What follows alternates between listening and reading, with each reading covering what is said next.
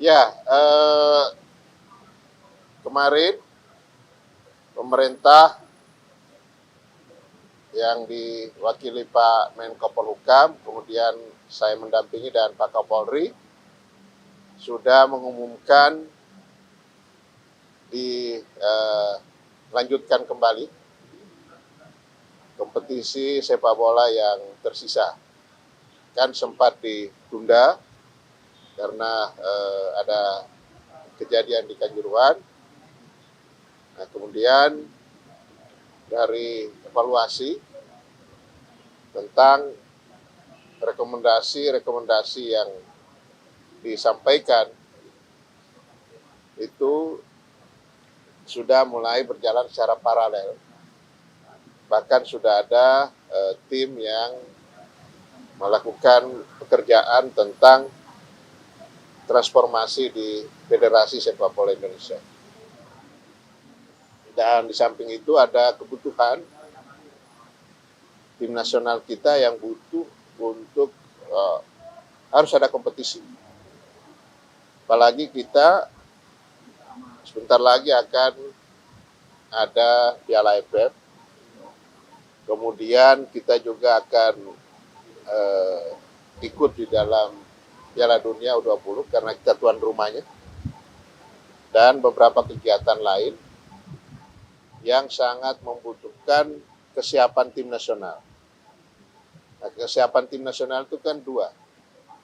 Satunya adalah latihan, itu sudah dilakukan di bawah pelatih kita, Sintayong, dan bahkan sudah tryout ke luar negeri.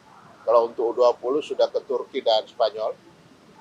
Tapi setelah itu yang kedua harus ada kompetisi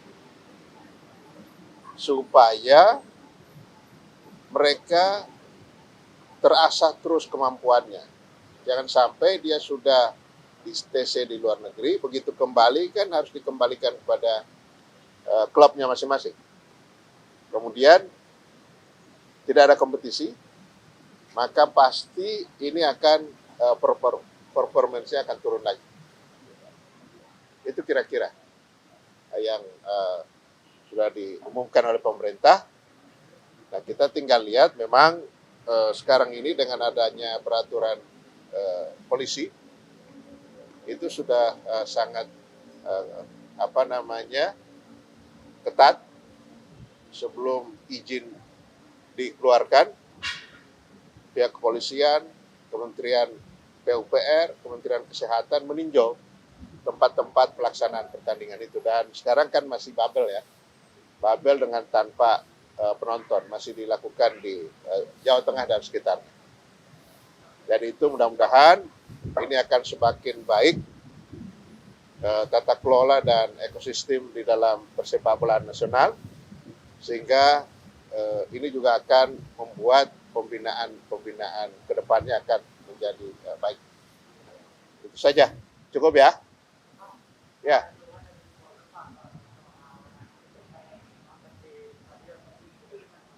Oh ya, memang harus begitu kan, kita jangan dianggap nih dalam situasi normal.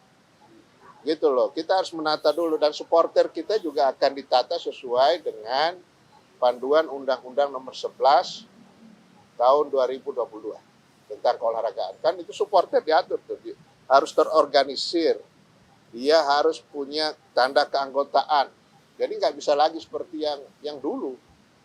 Itu, ini sambil ditata oleh federasi tentu ya. Itu. Nah, untuk sementara kalau misalnya menunggu itu tertata, ini kompetisi akan lama. Maka kompetisi jalan dulu dan akhirnya diputuskan tanpa penonton dulu.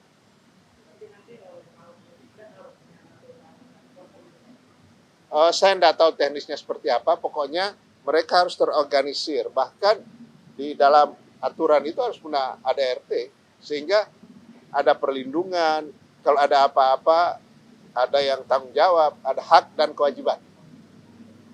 Itu.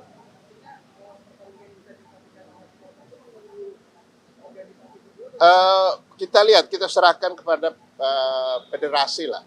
Saya tidak bisa menentukan kapan, tetapi yang jelas salah satu rekomendasinya adalah perbaikan di sisi pengelolaan supporter. Oke, cukup ya.